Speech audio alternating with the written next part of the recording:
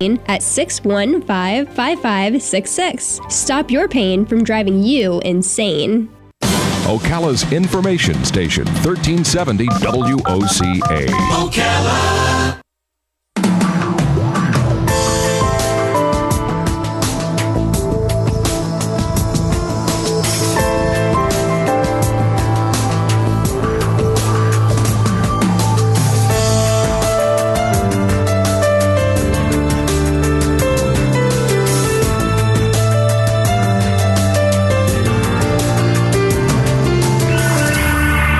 All right, 6 minutes after 10 o'clock. Thank you for tuning in. I think we're about to have a very, very interesting discussion with our next guest.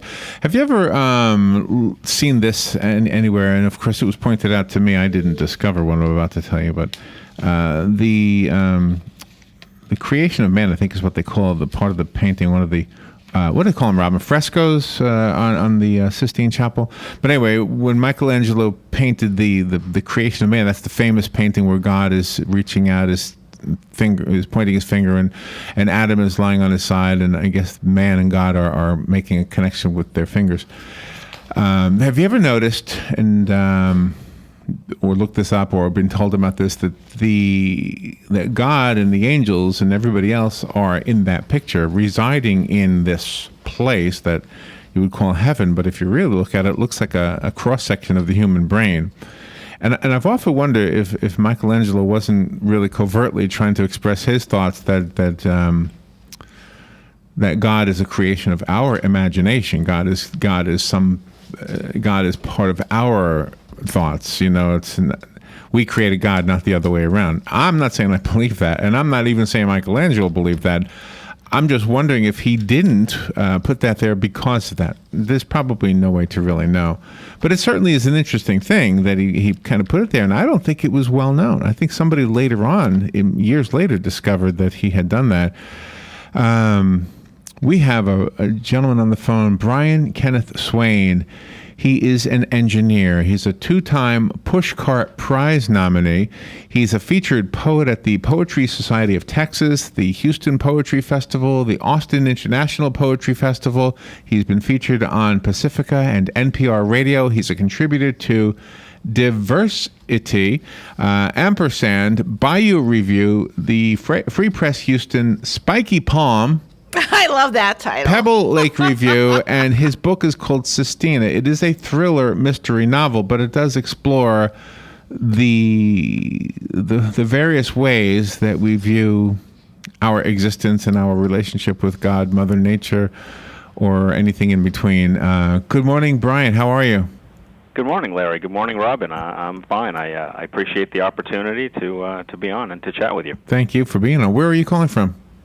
I am in San Antonio, actually. All right. How's the weather? Nice? It has done nothing but rain, actually, for about 3 weeks, which is an odd thing for Texans, but it's good. Wow. Well, thank you for being on the air. This is a fascinating kind of a view. Why did you decide to do this as a novel? I have been fascinated for as long as I can remember by the subject of religion. And while I'm not a terribly religious person myself, I read a great deal about it, and I talk with people about it from all sorts of different faiths. And I was actually brought up. I grew up in New England, and I was brought up in the Protestant faith, so I've been close to that. And I have plenty of friends who are Catholics and Jews and Muslims and all over the place. And so I'm quite close to it.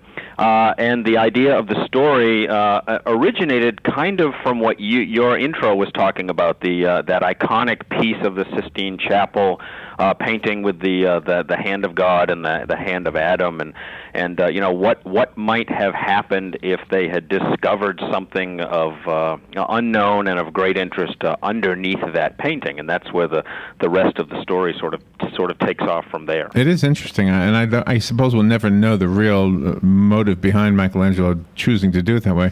Do you know what I wondered about when people say? Let me back up a little bit. I remember hearing this said to me once. I practiced two religions, and then the person who told me was telling me this, and I was thinking, you practice two religions. We believe there's only one God, most people, and yet you practice two religions. So it really kind of illustrated for me that we really do the religion is really separate from God. I guess religion is a pathway to God, but religion isn't God. And if you're practicing it, like, how do you practice atheism? You don't practice it. How do you practice it? I don't know. I don't know that it's practice may not be the right word. I mean, it boils down to what you do and do not believe, and more importantly, at least from my own perspective, and again, this was yet another impetus for writing this story, is this notion of having a willingness to actually scrutinize in something like an objective fashion exactly what it is you believe. I mean, step back and think about this for a moment. 95-ish% of all of the people in the world, ascribe to some religion or another. And where does that come from in most of those people? I would submit to you, without having the actual data to prove it, that the vast majority of people, whatever it is they believe, is largely because it's what they were born into in their family. So it's sort of what they started out with in a somewhat arbitrary fashion. And so the interesting part for me is how willing are these people, as they get older and more intelligent and understand more things, to step back and look at the belief system that they have and subject that to some scrutiny and think about it in an objective fashion. And you would hope that everybody would do that. The thought I've always had about this is when the question, do you believe in? If somebody said to me, do you believe in John Kennedy? I would have to say, well, what thing? What thing did he say? Should I answer that about? I mean, in everything he said? I don't know, everything he said. So I would do the same thing with any biblical figure, any person in the Bible, and Jesus being the particular one. Is there anything I disagree with that he said? There's a couple things that if I ever come face to face, if this ever happens, I have a couple of questions. But for the most part, live, in harmony with one another, love one another. Yeah, I believe in all of that. So therefore, I'm hard to argue with that, right? So therefore, I must believe in him if I believe in what he said. Mm-hmm. Well, there's a slightly different spin on that. You could talk to a person who was completely irreligious, or an agnostic, or an atheist, or whatever word you care to use. And in many cases, I suspect that those individuals would concede to you, yes, I believe that Jesus existed as a human being around the time that the Bible says he did. Yes, I even believe that he was, executed by the Romans because he upset them with all of the various things he was doing, which in that day and age qualified as sedition, and I think it's pretty well documented that the Romans weren't terribly tolerant of anything like that. And you could stop there and agree largely with the historical account of Jesus' life without for a moment regarding yourself as a religious person or a person of any particular faith. So I don't see those two things as being in any way linked to each other or causal to each other. Right, but if the purpose of religion, whether it's direct or indirect, is to give us a guidance on how to live our lives, whether it's for the better or the worse. I mean, we have some crazy religions who that will send people out into the streets murdering people, I guess. Mm-hmm. But I mean, if religion's purpose is to give us a direction in life, regardless of what religion we're referring to, and that direction, though, the direction we take based on that instruction, let me say, is in alignment with whether it's Hinduism or Christianity or Judaism or Islam, if it's in line with those beliefs, then in a sense you can say, without realizing it, I guess I'm in that camp, which is kind of the same as saying I believe in that. At least I believe that which those people are saying. Mm-hmm.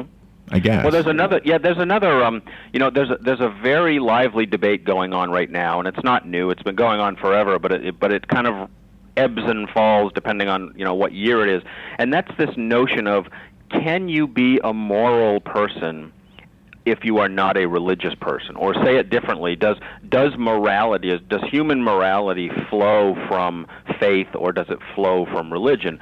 I happen to be in the camp that says no, not necessarily. Me too. There are plenty of people out there whose primary argument for practicing a religion is that they consider that the foundation of their personal sort of morality system. But see, even Jesus would agree with what you just said. I think Jesus was telling us that do as I do as I do. He was setting an example. And if you do as I do, then you are believing in me, whether you attribute it to me or not. And whether you aspire to all of the, whether you agree with or accept all of the, if you like, the supernatural parts of the, to pick one, the Protestant tradition, right? Do you believe in the resurrection? Do you believe in the ascension into heaven? Do you believe in the miracles and all of those things? Or is belief in all of that part of the story essential to living your life in the way that you're describing? And that's what religion teaches. It's not necessarily what Jesus taught. Right, it's a package, right? I mean, it depends. No matter what faith you are a member of, there is a, for lack of a better term, there's a package of beliefs that go with that, and that make you a member of that faith. And you don't get to pick and choose, by and large. Okay, but if you remove yourself from all of the books, whether it's the Bible or the Torah or the what's the one, the Islam, the Quran, whatever it is, whatever book, whatever document it is, if you remove yourself from that and you ask yourself, is there intelligent design? Forget the teachings. Just, is this thing that we live in called life, is this intelligently designed somehow? I can't see that you would say no. I don't understand how anybody could say no to that. There's clearly intelligence behind everything. Now, I can't explain it, and religion helps me try to explain it. But if I was not a religious person and did not believe in any of the stories that I've heard, I would still have to come to the conclusion that there's something intelligent that happened here. I don't know that I can help you out with how, but there it is. It's right in front of you. Well, and it's different opinions for different people. I don't happen to agree with that assessment, but God knows there are plenty of people in the world who do, and who and most people, even the ones who most vehemently would disagree with the notion of intelligent design, whether it's because they are evolutionists or something else, would be forced to concede that at the very, very beginning of time, whether you believe that was 11 billion years ago or whenever, something happened to kick off this whole thing that no one understands, whether they are a religious person or a physicist or whatever they may be. There was a point in time when something happened that we don't really have our heads around yet. Absolutely, we don't have our heads around. The one question that I think separates pure non-believers for people who at least admit that they're curious or wondering is this question. Is there a purpose to life? It's a yes or no question. Mm-hmm.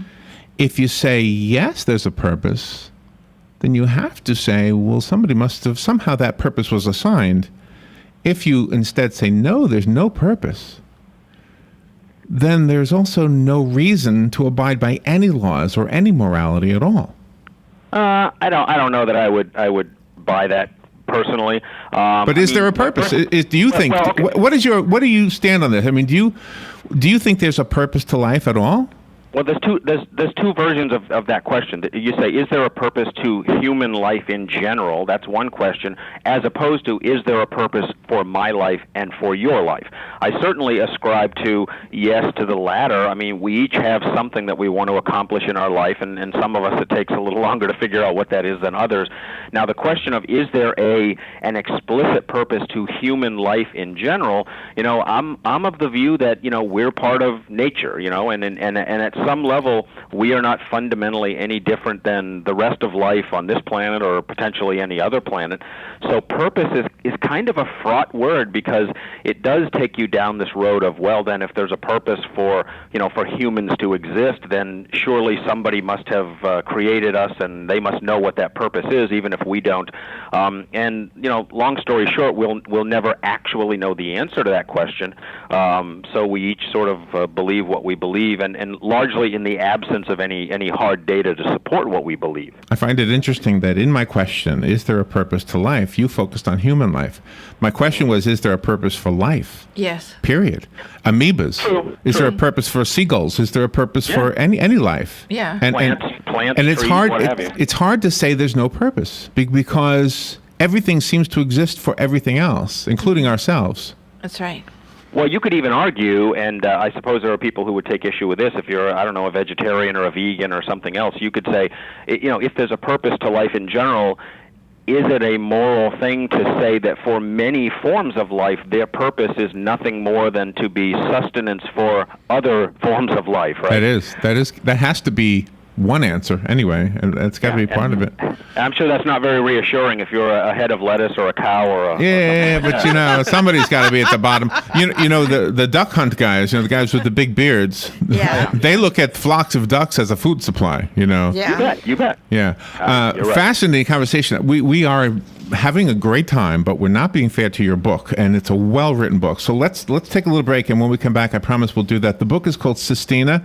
It is a thought-provoking book. If this conversation hasn't given you a clue about that, then I don't know what will. Yeah. Brian Kenneth Swain is our guest out in, what'd you say, San Antonio? San Antonio, Texas. All right, where it's raining in San Antonio. We'll take a little break, and we'll be right back. Hold on, where's my weather here? Here we go. We'll be right back. The weather is brought to you by myfwc.com. Safe boating is no accident. A mix of sun and clouds today. A thunderstorm in the area this afternoon and this evening. The high today 90 to 94. But partly cloudy overnight with a low of 68 and a few inland spots 74 along the coast. Tomorrow partly sunny with a shower and thunderstorm in the area during the afternoon and evening hours. High 86 at the coast, 93 inland. For Saturday, clouds and sun with an afternoon shower or thunderstorm. High 84 to 88. From the Florida Weather Center, I'm meteorologist Joe Lundberg.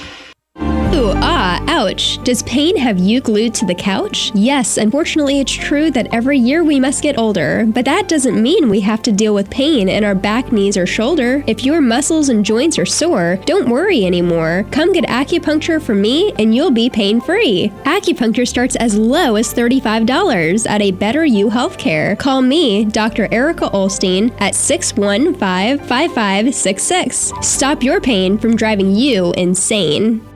Wow, I can't believe what I'm seeing. Who did this? P&P Tikis and more, of course. Now I have a tiki hut for shade, and I can enjoy the sounds of my cascading fountain while feeding my koi fish in my own pond. They even fixed my fence and redid all my landscaping. Nice to see a professional, reliable, family-owned business. Yes, P&P Tikis is the natural Florida tiki builder and water features designer. With free estimates, P&P Tikis is licensed and insured. Call 352-877-3307 for your very own tiki hut and more. That's 352-877-3307. P&P Tikis. Here's what you may have missed on the John Tesh Radio Show. Washing a paper cup with water can make it feel better, at least temporarily. You probably know that grapes contain compounds that are proven to improve our health, but those same compounds are toxic to dogs, so never give them grapes or raisins. Short dates? Send the message that we're busy, which makes us interesting. They also let us part on a high note and walk away thinking, I can't wait to see that person again. Intelligence for your life on the John Tesh Radio Show. Don't miss this stuff. All right, 23 minutes after 10 o'clock. I want to be fair to the book, Sistina. The conversation we're having is just such a great one. I'm just enjoying this so much. Brian Kenneth Swain is on the phone. There's a statement. I'm not a biblical scholar in any way, so I'm terrible with quoting the Bible, but there is a statement that I remember that chastises people, and I don't know who says it, but he says, you worship the same wood that you praise. Chastising people for worshiping idols, worshiping, I would say you might even say crosses. Paintings would be in that category. So, Brian, give us, if you could, like a movie trailer version of the story in Sistina. Oh, this is the 30-second elevator pitch, right? I was never. You don't have to do it in 30 seconds. All of the fiction I write typically starts from a single kind of kernel of an idea, right? And the kernel of the idea that launched this particular book was what would happen. You talked at the kickoff here about the iconic part of the fresco with the fingers almost but not quite touching each other, Adam and Jesus, or Adam and God.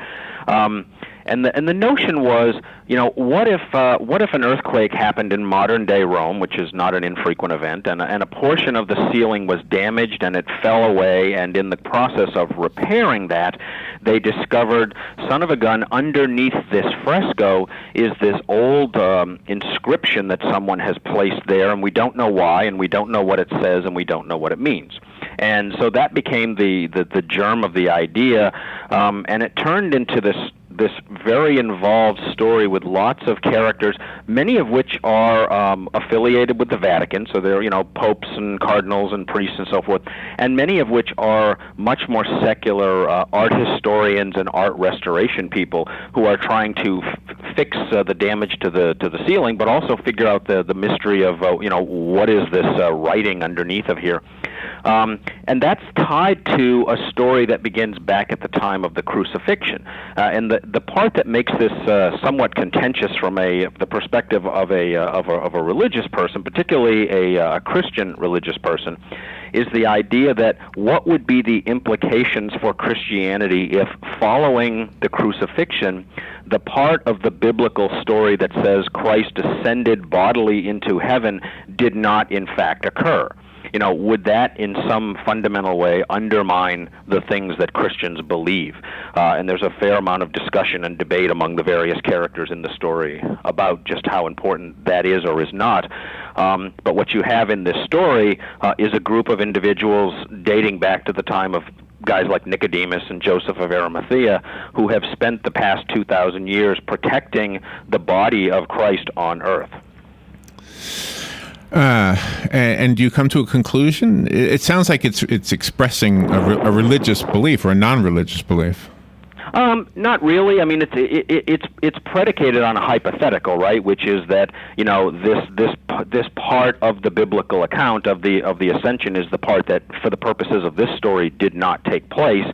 But it's not trying. It's sort of a quasi-historical account, right? But it's not trying to make any assessment, I don't think, that says, absent that piece of the story, all of Christendom sort of falls apart. Now, there are people in the story who believe that, and there are other people in the story who do not. But so in the story, is it expressed who put that up there? Was it Michelangelo who put it there? That's one of the. You figure out by the end of it how the inscription got there and what its purpose was and so forth. But I'll leave that for people to figure out who read it. Because when the Da Vinci Code came out, the one thought I had was, okay, well, Da Vinci wouldn't have known anything more about the times of Jesus than any of us, nor would Michelangelo. I mean, they were centuries later. And there was no purpose for writing, really, other than recording history back in the days of the Bible. There was nobody was getting rich by writing books back then.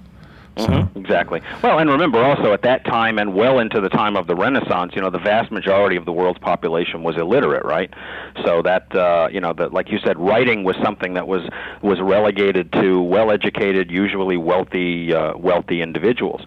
So it's who this message was intended for, particularly given that it was hidden underneath a work of art, which Michelangelo, one presumes, would have expected to endure forever. So what's the point? What's the point of hiding a message inside of a work of art that no one would, in their right mind, would ever have any reason to take apart? Right. Your book is very intriguing because it also has the different chapters with different dates and times on it, preceded by a Bible verse. So once you get done reading the chapter, you're very thought-provoking, trying to marry that with what the Bible verse is.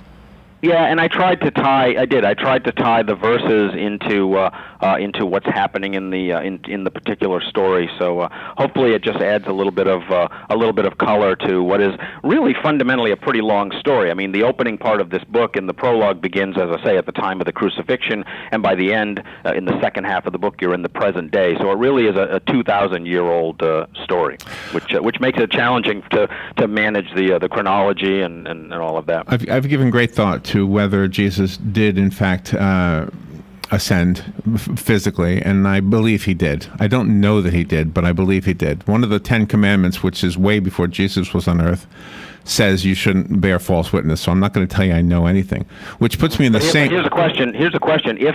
If from some place you were suddenly... it was suddenly proven to you that ascension part of the story, in fact, did not take place, what effect would that have on what you do or do not believe? It's a hypothetical. There is no such evidence.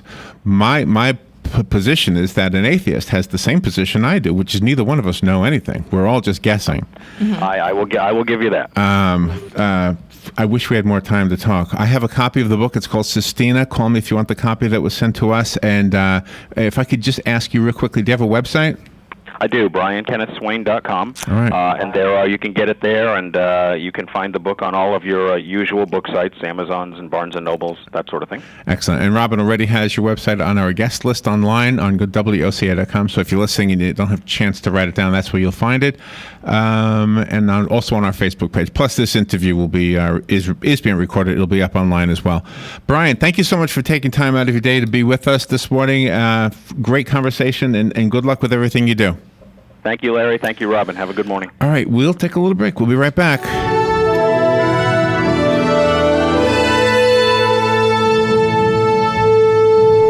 Today in Florida Ag News, I'm a Southeast AgNet. Farmers and ranchers in the Escambia River, Blackwater River, and Middle Swanee River watersheds can apply for financial assistance until June 19 to reduce soil erosion, improve water quality, and develop wildlife habitat through USDA's Natural Resources Conservation Service Gulf of Mexico initiative for fiscal year 2015. Mitch Holtzclaw from O'Brien, Florida, has taken part in the GOME program before and is pleased with what it's done for his operation. Well, it's just helped us incorporate cover crops and get us started in cover crops and keep something growing and green on the land year-round.